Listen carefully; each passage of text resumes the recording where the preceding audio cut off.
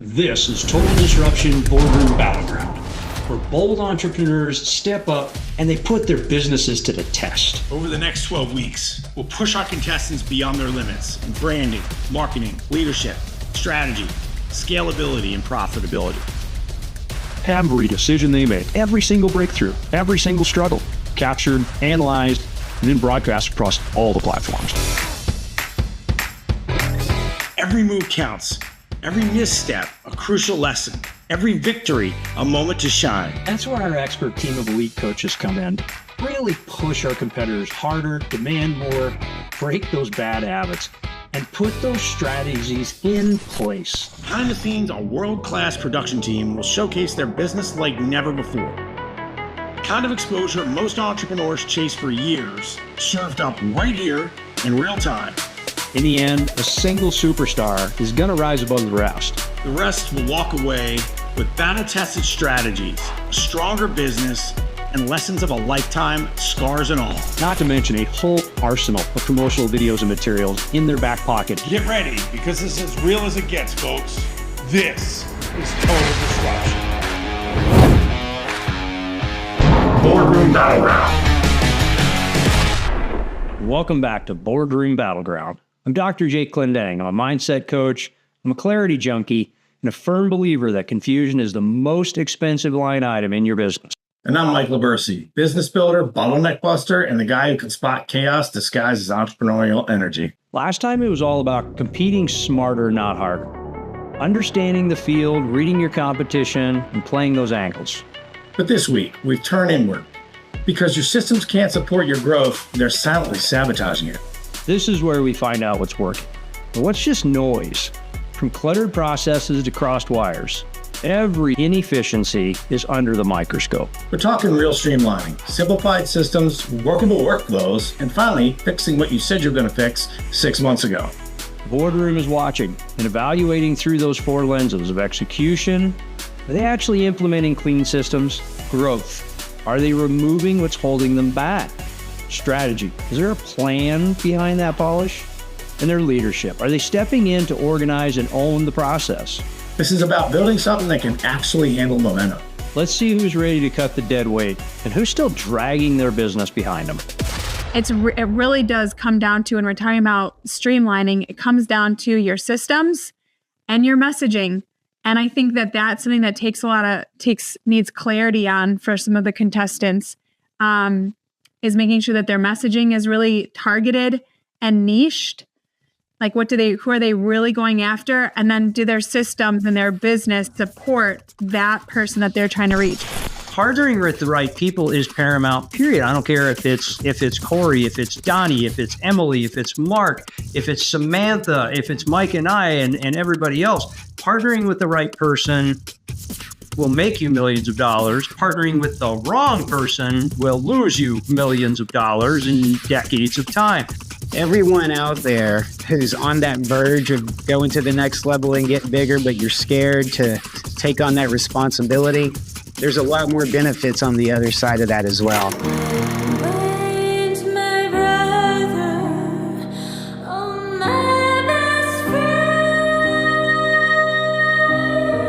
This girl just had a major breakthrough on two levels, right? In the mind and like in life, right? You know, she wanted to buy the building. She wanted to take her business, and she was stressed. It wouldn't be in debt, all this like cloudy emotional strength she was putting behind her eyes and in her brain, right?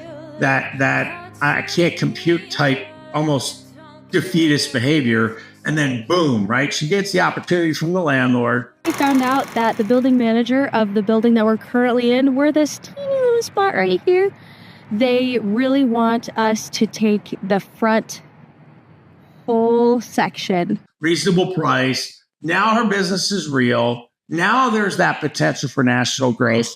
And then we can look beyond both borders and blast outwards into the world. But let's go with that. I mean, think about that for a second. Think about that challenge that she's putting on herself and all that weight of the building she was like pushing down on herself. The perfect day for me and my employees here at Upbeat Performing Arts would be would be that we have a front desk where I have a secretary there who is able to take phone calls, sign people up online, all of these things that I have to do myself at home currently. I can pay somebody to be a welcoming face at the main front doors. She took some recommendations from the coaches. She took some suggestions and changed her energy. Her energy changed, an opportunity showed up that is going to do epic things for her business. She had a decision to make. Well, I could stay back here in discomfort that I'm kind of comfortable with, or it's time. She made, in my mind, she made the right call. She said, it's time. I'm ready. I'm going to take this. I'm going to take this leap. I'm going to do this thing. And now she's on a bullet train going where she wants to go. She is gonna do it.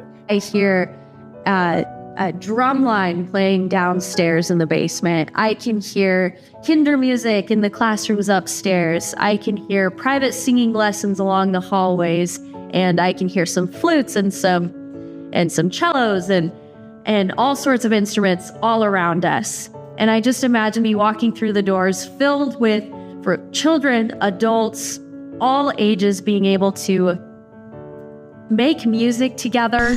What's your number? What is your number? And we will get there in a month and a half tops, so you can quit your other job. So we're working on stuff right now.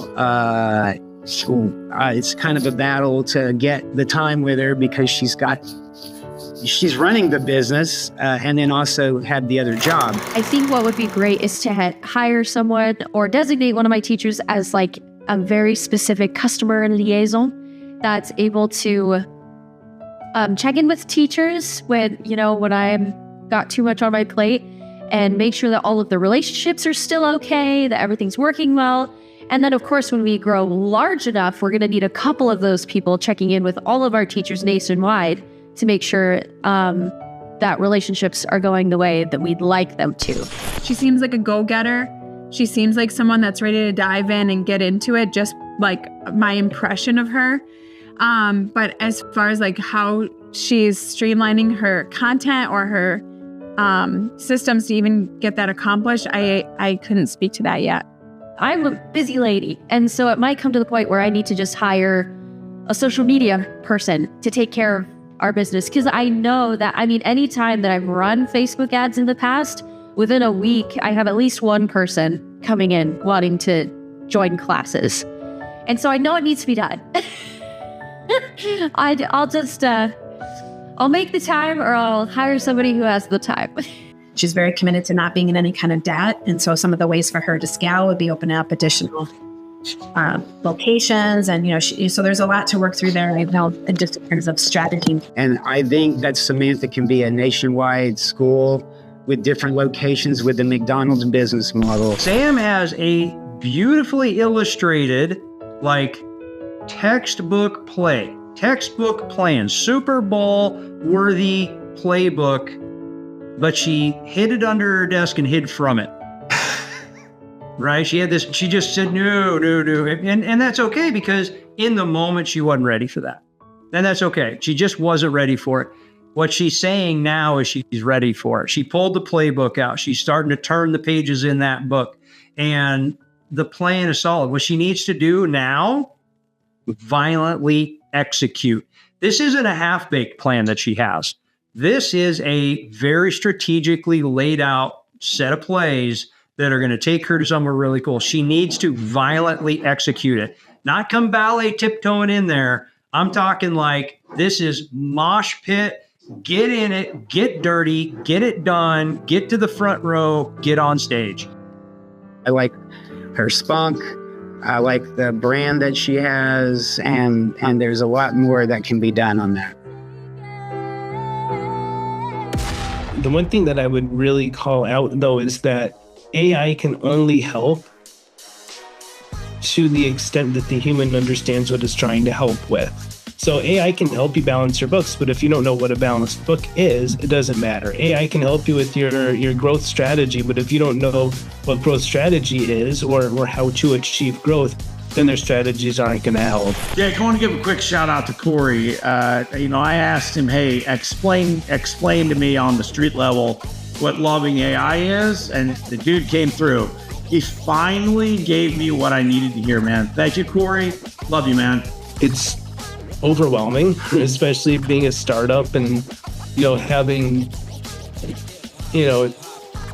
money's come in and other money's pledged and really having capital expenditure that exceeds any of our needs right now, while our competition can just write blank checks, has been probably the biggest bottleneck that we've experienced so far. Tech companies, almost being pre-revenue is better than having revenue when you're selling out to the next level. We do need to raise some money and get some more key hires that are, the right people that are able to put in the right amount of time.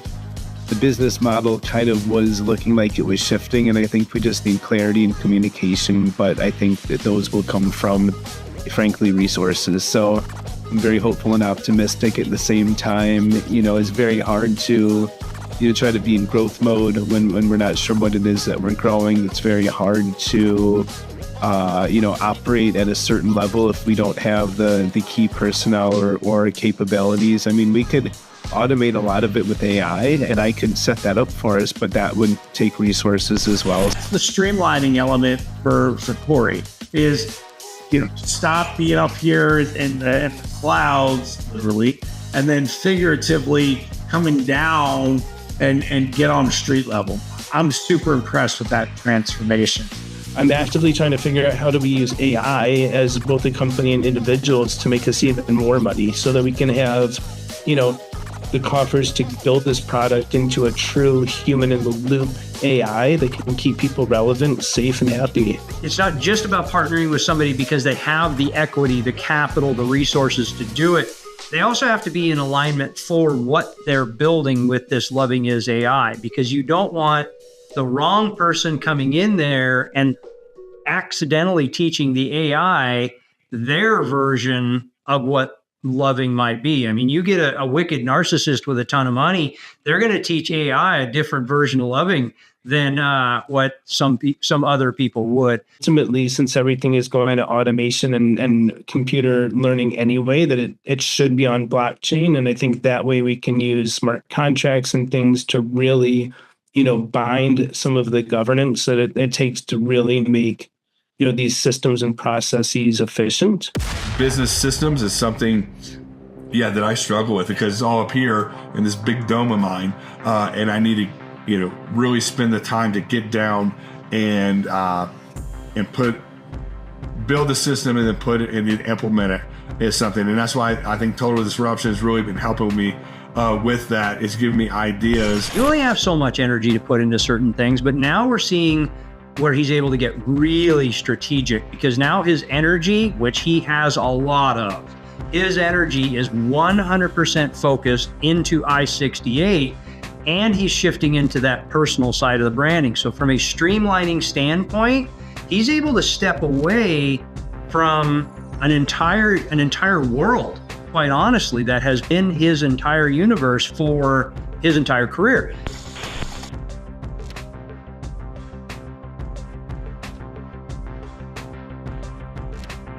He's stepping into now entrepreneurship. And I mean, some will argue, and I would be a good one to argue with Mark about which is scarier.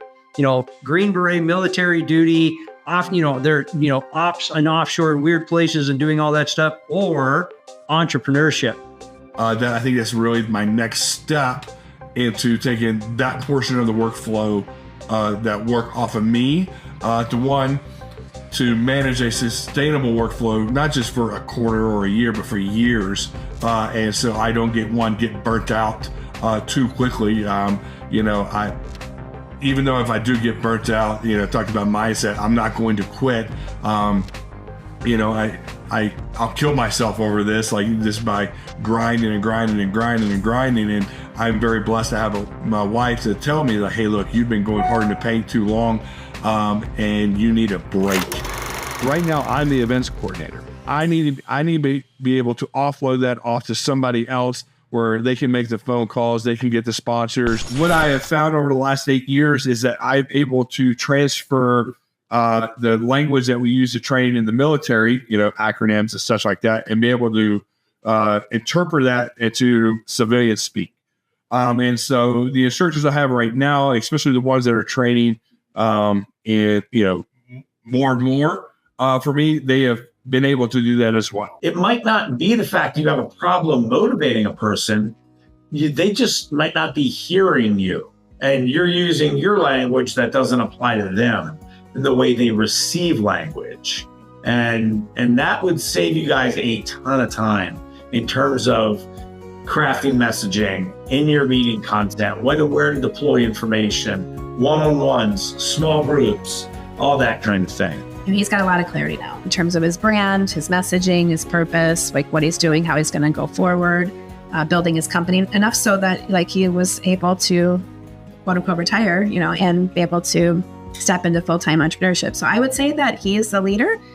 For him, maybe even streamlining might even be like being more focused in the understanding the emotional side, but even broadening it a little bit, not just talking about his business and his core offerings, but helping him see himself too, like his social media as a resource for lots of people. Like, how can you take your message and open it up to the general public where his content becomes attractive to people that aren't in his community yet? And so that's when you start to get into viral content. This is something that is a continual thing that you have to monitor, have to tweak, have to pivot when needed, because situations changes, that you have to make course corrections and something like that. He's already got tons of leadership skills, so I think that he'll be able to scale his functional business up with the brick and mortar location to the general public with a lot of ease. I think his grand opening is about a month away, something like that. It's creeping up pretty soon. So I see a lot of good stuff for him. He's working the plan, making sure that his financial management is good, trying not to spend money he doesn't have. Hi, I'm Donnie Coram, host of the Foreclosure Deals Coach podcast and founder of the Foreclosure Profit System. We were running TV ads for a long time, and TV ads worked. The problem is they went into multiple neighborhoods that we didn't want to buy in, and that the phone could ring at any day or time of night, right? We didn't know when it was going to happen, when we were going to have to field those leads. And that created some problems with putting people on shifts and knowing who's going to man the phones at this time. There's a whole system designed for that. This AI system doesn't need any of that. It's going to run 24 hours a day, 7 days a week. We're just going to be able to deploy. It can take inbound calls, consult with the potential seller, set an appointment for us to go see the property later, and then pass the call along to our human rep, if even necessary. And over time, that won't even be necessary, I don't think, And so I'm excited by that. Donnie's marketing cost is a little high, not too terribly bad, but what he's doing is he's leaving a lot of meat on that bone, because some of those leads he's not following back. He doesn't have a lower ticket item to offer them. He's got to do the hard stuff in the background, the spreadsheets that Chad wants him to do, the organizational models. He has got to put together the systems. He'll never streamline without it.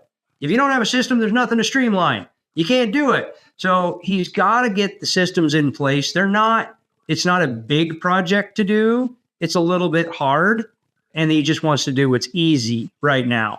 He is really trying to get his systems first in place. Like he does, he is recognizing how much things have been disconnected for him. Like there's a lot of pieces to his business that foundationally were not ready, right, for him to have a lot of explosive growth. And he's still kind of in that place. Like he still, I think, has a lot more awareness around all of the things that are needed. And he's taking steps to work on all of that. Yes, he is attracted to the Melissas and the Jens that are giving him this is fun stuff. He gets to be on social media and improve his influence that way. And he gets to be on stage, and he gets to look the part and be very cool up front with Jen, and that's true. And those will help his business. But I don't think that he's solved how to really scale this per se, like, because he is one person, trying to, generate enough leads to keep himself busy, right? So I don't think he's at that place yet. He's still really looking at lead generation. I still think speaking is going to be his fastest path. He doesn't really have that all sorted out yet. He doesn't have a signature talk in place to really sell his foreclosure profit system. I think Donnie has such a good heart, but he's still, for me, a little bit all over the place.